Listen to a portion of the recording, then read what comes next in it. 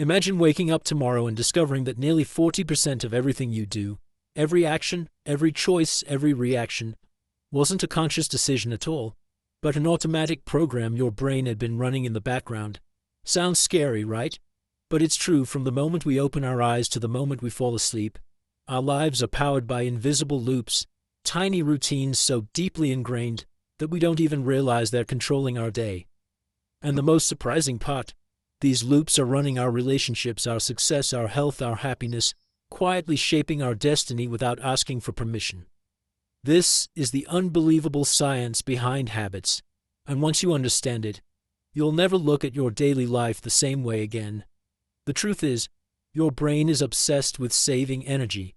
It hates working hard when it doesn't have to, so it constantly looks for patterns, actions you repeat again and again, so it can convert them into automatic behaviors.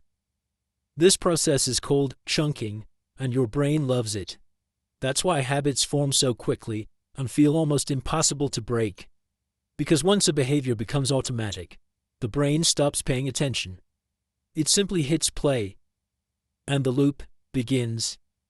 Scientists call this loop the cue, routine, reward cycle. It's like a three-step formula your brain follows every time a habit forms. The cue is the trigger, something that tells your brain it's time to start this routine. It could be waking up, hearing your phone ping, feeling stressed, or even walking into the kitchen. The routine is the action you take, grabbing your phone, brushing your teeth, lighting a cigarette, opening the fridge. And the reward is the hit your brain gets at the end: relief, pleasure, satisfaction, or comfort. That reward tells your brain, hey, that felt good, let's remember this for next time. And so the loop becomes stronger and stronger until it becomes automatic. But here's the shocking part. Your brain cannot tell the difference between a good habit and a bad habit. It doesn't think in terms of right or wrong. It only thinks in terms of efficiency. If a behavior saves energy and gives a reward, the brain locks it in. That's why bad habits stick so tightly to us, and why good habits feel so hard in the beginning. Good habits usually require effort before reward, while bad habits give reward instantly. And for the brain, instant reward is irresistible. The real power comes when you start spotting these cues and routines in your own life. Think about this for a moment. Why do you reach for your phone first thing in the morning? Why do you crave something sweet after dinner? Why do you scroll endlessly even when you know you should stop? It's because the cue triggers the routine and the reward seals the deal. Once you identify your loop, you gain control. You begin to see that habits don't happen to you. You create them, even if unknowingly. And that's where the magic lies. Understanding the science of habits isn't just about knowing how the brain works. It's about taking back the driver's seat of your own life.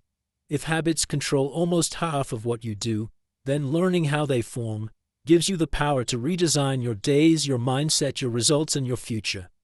Once you learn how to break the loop or build a new one, you're no longer a prisoner of your past patterns. You become the architect of your future behavior. And that is where true transformation begins. Now that you understand how habits actually form inside the brain, let's go one step deeper into something even more fascinating: the idea of keystone habits. These are not ordinary habits. They're the kind of habits that, once formed, trigger a chain reaction of positive changes across your entire life. Think of them like dominoes. You push one, and suddenly 10 more fall effortlessly without you touching them. And what's crazy is that most people don't even realize which of their habits have this hidden power. A keystone habit is powerful because it influences your mindset, your confidence, your discipline, and even the way you make decisions. For example, when someone starts exercising regularly, they often begin eating healthier without trying. They start sleeping better, feeling more confident, and sometimes even performing better at work. That one habit quietly reshapes other areas of life because it changes how you see yourself. The moment you start doing something consistently, your identity begins to shift. You go from, I wish I was disciplined, to, I am someone who takes care of myself. And once identity changes, behavior follows naturally. The same happens with habits like waking up early, reading daily, or planning your day before it begins. These habits create mental structure. They give your brain a sense of control and clarity. And the better your mindset becomes, the easier it is for other positive habits to form. That's why keystone habits are considered the foundation stones of personal transformation. They're not just actions, they're catalysts. But the real question is, how do you identify your keystone habits? The answer lies in self-observation. Start by asking yourself, what one habit, if I improved it, would automatically improve many other parts of my life? For students, it might be studying for just 30 minutes every day. For someone struggling with stress, it could be meditating or journaling. For someone trying to break laziness, it could be walking for 20 minutes daily. The key is to find a habit that builds confidence and momentum. Here's something interesting. Keystone habits don't need to be big. In fact, the smaller they are, the easier they stick. A 5-minute morning routine, drinking water right after waking up, or simply making your bed. These tiny actions create psychological wins. And once your brain gets used to these wins, it starts craving bigger ones. Momentum becomes your new fuel. Another thing about keystone habits is that they reveal your hidden potential. When you start following one positive habit, no matter how small, it sends a message to your subconscious mind. I am capable of change. And that belief alone is enough to transform your behavior in other areas. It's like planting a seed that eventually grows into a tree with many branches. And the best part? You don't need to change your entire life overnight. You just need one good habit that sets everything else in motion. When that habit becomes strong, it naturally restructures your daily routine, your thought patterns, and your emotional responses. And slowly, without forcing anything, your life starts moving in the direction you always wanted. That's the hidden beauty of keystone habits. They do the heavy lifting for you, quietly but powerfully reshaping the way you live. By now you've seen how powerful keystone habits can be. But there's another side of the story that everyone struggles with. The habits we desperately want to break but somehow keep repeating. Bad habits feel like they have a mind of their own. You tell yourself you'll stop scrolling, you'll stop procrastinating, you'll stop eating junk. Yet the moment a trigger appears, you slip right back in. And it's not because you're weak or lazy. It's because bad habits are perfectly designed to satisfy your brain in the fastest way possible. The first step to breaking a bad habit is understanding that it doesn't start with the action. It starts with the cue. Most people try to fight the routine, but that's like trying to stop a moving train with your hands. The real change begins when you identify the moment your brain gets triggered. Is it boredom? Is it stress? Is it being alone? Is it seeing your phone beside you? Every bad habit has a predictable cue. The more clearly you identify it, the more power you gain over it. When you know the cue, you can interrupt the loop before it begins. But even when you identify the cue, habits don't disappear. This is because the reward is still active. Your brain craves something: comfort, entertainment, relief, distraction. And until you replace that reward, the habit will keep returning. You cannot erase a habit. You can only replace the routine attached to the cue. That means if stress makes you reach for junk food, you need a new routine that still gives relief. Maybe deep breathing, a glass of water, or a quick walk. If boredom makes you grab your phone, you might replace it with reading 2 pages of a book or writing a quick note. The key is not to remove the loop, but to rebuild it with a better routine. Another major reason bad habits are so hard to break is that they operate on autopilot. The more you repeat them, the stronger the neurological pathway becomes. It's like a road. If you keep walking on the same path, it becomes clear and easy to follow. But if you stop walking on it and start using a new path, slowly the old one fades. That's why consistency matters. Even if replacing a routine feels awkward at first, every attempt weakens the old habit and strengthens the new one. Willpower alone isn't enough to break bad habits. It works for the first few days, maybe a week, but eventually your brain gets tired and falls back into old routines. That's why you need systems instead of willpower. Remove temptations from your environment. Create friction for your bad habits and make good habits easier. For example, if you want to stop scrolling late at night, charge your phone in another room. If you want to stop snacking, don't keep snacks within reach. If you want to stop wasting time, set a timer and break work into small chunks. The easier you make the new routine, the faster the old one dies. There's also an emotional layer to breaking habits. Many habits exist because they are coping mechanisms. People overeat because of stress, overscroll because of loneliness, overspend because of emptiness.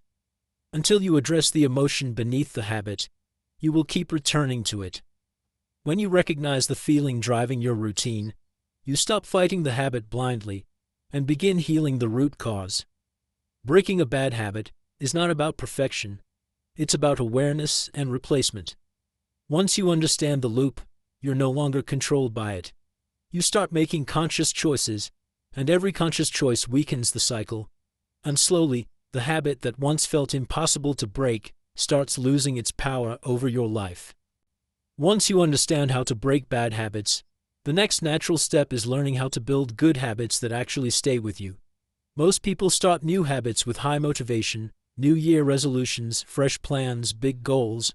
But within a few days, that excitement fades and the habit collapses. Not because the habit was wrong, but because the strategy was. Building a habit that lasts is not about doing something huge.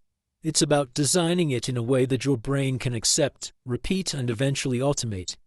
The first rule of building a long-lasting habit is to start small, much smaller than you think you need to. If your goal is to read daily, don't start with 1 hour. Start with 2 minutes. If your goal is to exercise, don't start with a heavy workout. Start with a 5-minute walk. Tiny habits feel almost laughably small, but that's exactly why they work. They don't trigger resistance. They slip past your brain's defense system, and once the habit is established, you can slowly expand it. Small consistency always beats big effort that doesn't last. Another powerful method is habit stacking, connecting a new habit to an old existing one. Your brain already recognizes certain moments as routines, like waking up, brushing your teeth, or sitting at your desk. When you attach a new habit right after an existing one, your brain builds a strong association. For example, after I drink my morning water, I will read 1 page, or after I sit at my desk, I will write for 5 minutes. Over time, the sequence becomes automatic, and your new habit starts living inside your old routine. Environment also plays a huge role. You can have the best intentions, but if your surroundings don't support your habit, you'll struggle. Your environment should make good habits easy and bad habits difficult. If you want to drink more water, keep a bottle where you sit. If you want to meditate, keep a mat ready. If you want to work out, put your shoes where you can see them. On the other hand, if you want to reduce distractions, keep your phone away while working, turn off unimportant notifications, or remove apps that steal your attention. Your environment is stronger than your motivation. Then comes the concept of small wins. The human brain is addicted to progress. Even tiny progress releases dopamine, which motivates you to continue. That's why tracking your habits, on paper, on an app, or even mentally, creates a sense of achievement. When you see a streak building, you don't want to break it. That feeling becomes your fuel. Momentum becomes your motivation. Slowly, repetition shapes your identity. You begin to see yourself as someone who follows through. One thing people misunderstand is the difference between motivation and discipline. Motivation is temporary. Discipline is what keeps a habit alive. Good habits grow stronger when you do them, even when you don't feel like it. That doesn't mean forcing yourself harshly. It means keeping the minimum version of your habit alive on difficult days. If you can't read for 20 minutes, read for 2. If you can't exercise fully, stretch for 5 minutes. Never miss twice. Missing once is normal. Missing twice starts a new habit of skipping. Finally, think of habits in cycles, 30-day formation and 90-day solidification. The first month is about establishing the routine. The next 2 months are about strengthening it until it becomes automatic. By the time you complete 90 days, the habit starts becoming a part of who you are, not just something you're trying to do. Good habits are not built by force. They are designed. Once you understand how to create small wins, structure your environment, and build consistent routines, you're no longer fighting your habit, you're guiding it. And when a habit sticks, it becomes the foundation for long-term growth and true transformation. As your good habits begin to take shape, There is a deeper layer that decides whether those habits will truly transform your life or fade away over time. And that layer is belief and identity. Most people think habits are only about action, but action is just the surface. Real lasting change comes from the story you tell yourself about who you are. If your identity doesn't match the habit you're trying to build, the habit will always feel like a fight. But when your identity aligns with your behavior, the habit becomes natural and almost effortless. Belief is the hidden engine behind every successful transformation. You can follow a routine for a few days out of excitement, or for a few weeks out of discipline, but without belief, deep internal belief that the new version of you is real, you will eventually slip back to your old patterns. Think about it. If someone who hates running forces themselves to run daily, they'll struggle until they start believing, "I am a runner." When that belief takes root, the behavior no longer feels forced. It becomes part of their identity. Identity-based habits are powerful because they don't just change what you do, they change who you think you are. When you tell yourself, "I'm trying to read more," it feels temporary. But when you shift to, "I am a reader," the habit becomes emotionally supported. The same goes for, "I am a healthy person," "I am disciplined," or "I am someone who keeps promises to myself." Your brain wants to stay consistent with your identity, so when your identity shifts, your behavior naturally follows. But belief doesn't grow automatically. It's built through repeated small actions. Every time you complete a habit, no matter how tiny, you cast a vote for the person you are becoming. And the more votes you cast, the stronger your identity becomes. Soon your behavior and your beliefs start reinforcing each other. That's when transformation becomes unstoppable. Another powerful tool for building belief is your environment. The people around you, the conversations you hear, the energy you absorb, all of these shape your identity. If you surround yourself with people who think growth is impossible, your habits will suffocate. But if you surround yourself with people who push themselves, who believe in improvement, who support positive change, their belief begins transferring to you. That's why communities, groups, or even online environments can play a massive role in habit building. When you're part of something bigger, your belief gets amplified.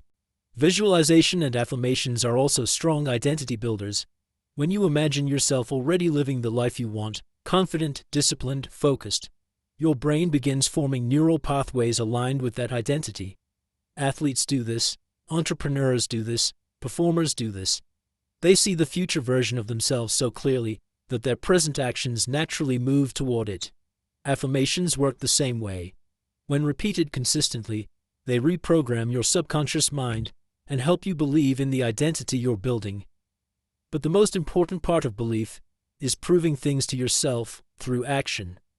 You don't need massive wins to build belief, you just need consistent ones. When you show up for yourself again and again, something shifts inside you. You stop doubting your ability to change. You stop hesitating.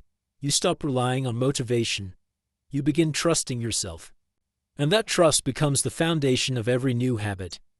When belief and identity align with your habits, transformation becomes not just possible, but natural.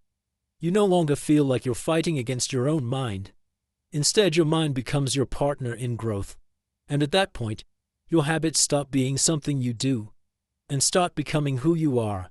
When you understand belief and identity, the next realization is that habits don't just shape the person.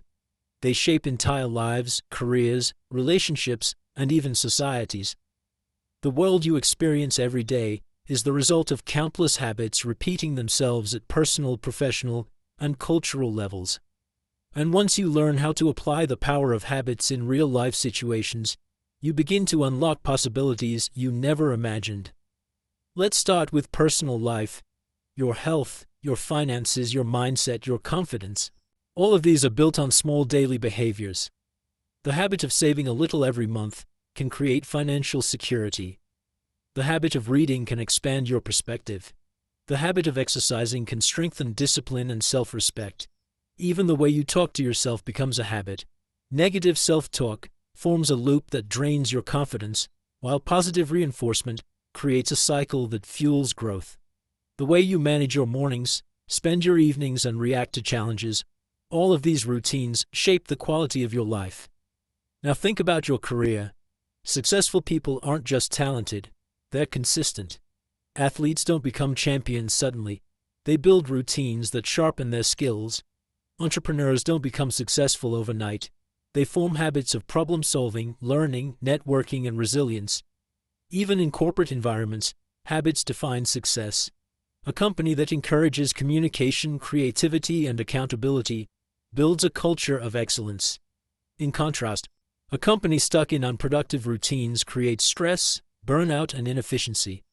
Just like individuals, organizations rise or fall based on the habits they repeat daily. Habits also influence society at a larger scale. Cultures are essentially shared routines passed from one generation to another. Communities develop habits of cooperation, celebration, discipline, or chaos. Cities become clean because people adopt habits of cleanliness. Countries grow because people develop habits of innovation and hard work. When enough individuals adopt positive habits, collective progress becomes inevitable, and when negative habits spread, entire systems suffer. This shows how deeply habits affect not only personal growth, but the world around us. But the most inspiring part is this: small habits create big results. You don't need grand plans to change your life. You don't need to wait for motivation or the perfect moment. You just need one small routine done consistently. That single routine becomes the seed for transformation, not because it's big, but because it's repeated. Over time, repetition turns into momentum. Momentum turns into identity, and identity turns into destiny. At the end of the day, the power of habit is not about controlling every second of your life. It's about understanding the invisible forces shaping your behavior. When you take conscious control of even a few key habits, your life begins to move in the direction you choose. Your mind becomes clearer, your actions become intentional, your future becomes predictable, and slowly, with every repeated behavior, you build a life that reflects your true potential. So if you've made it this far, remember this: change doesn't happen in a moment. It happens in the daily choices you repeat. Master your habits, and you master your life. If you enjoyed this breakdown and want more detailed audiobook-style insights like this, make sure to like, share, and subscribe to my channel.